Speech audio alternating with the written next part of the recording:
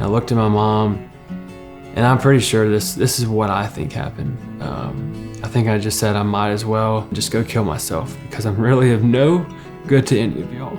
In my mind, I was like, this is how I want to go out. I'm okay with that. 11th grade year is when it started with alcohol. Met some new people, instantly was invited to a party. And I remember the first time I drank, and I remember immediately the effect. Like somebody just unlocked the box to life. And I just knew that I like this Sawyer a lot more than the other Sawyer. All I remember about my first DUI was the cops saying, 777, not so lucky for you, boy. That was the first night I'd ever taken substances and alcohol together. I ended up dropping out in 2012 at UGA. At that point, I was into other things. Even before treatment started, as I would get arrested, they give you alcohol classes, go see a therapist. They make you go through these hoops. But the thing about alcoholics and addicts, we know the truth, but we also know if I tell the truth, then I'm not gonna be able to do this thing anymore. So any of those alcohol classes, therapy sessions, hoops I had to jump through, I minimized it so much to the point where they would even say, you don't have an abuse problem, you just made a bad decision. I went through treatment in 2010.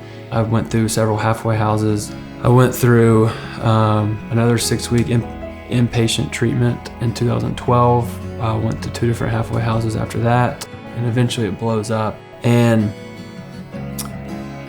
it was probably like a week, I don't even know, a week or 2. I tried to drink and do as many drugs as I possibly could to just end it all. And I remember after a few days, I had woke up after taking more than I've ever taken.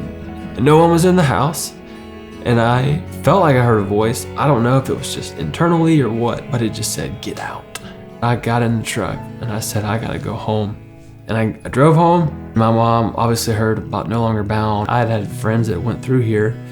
That's all I knew about it. So I called, left a message, went to a group. I'm sitting there in a therapy group, and I get a sticky note with a message for me, and it just has No Longer Bound on it, and it has Graham Skinner. And the importance of Graham Skinner is that I met him in my addiction in 2008. He says, hey man, how you doing? And I go, what are you doing? And he's like, hey man, I hear you need some help. And I said, yeah, if this place helped you, I want in. Saying bye to my mom, it was very emotional. We both cried, and she left, and then they walked me down, and that was December of 2014.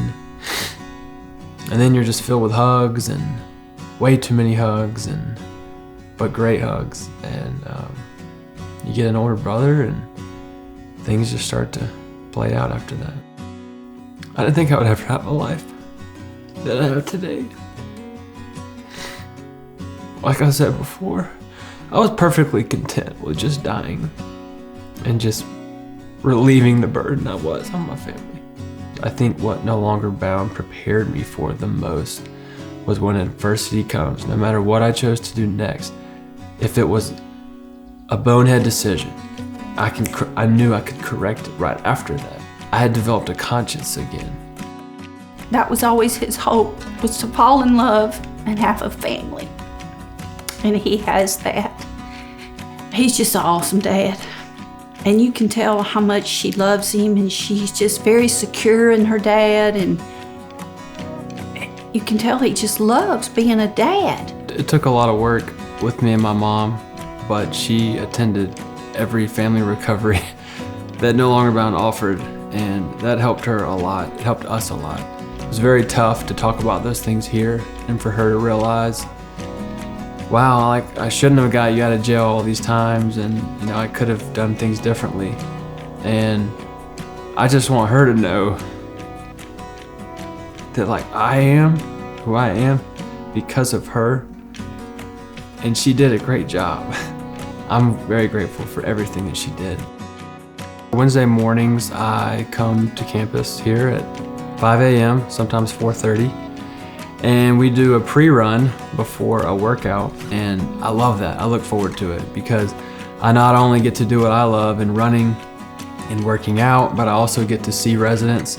I get reminded, what it was like, where God's brought me, and just leave feeling so much better than I did before. There is not a place quite like No Longer Bound that goes underneath the surface long enough to find what's under there. Most treatment centers tell you what to believe, or they just, point you to the steps. No Longer Bound was the long enough time for me to sit still, fight the enemy, and for Jesus to say, "You are mine," and for me to hear it. And that's really as simply as I can say it.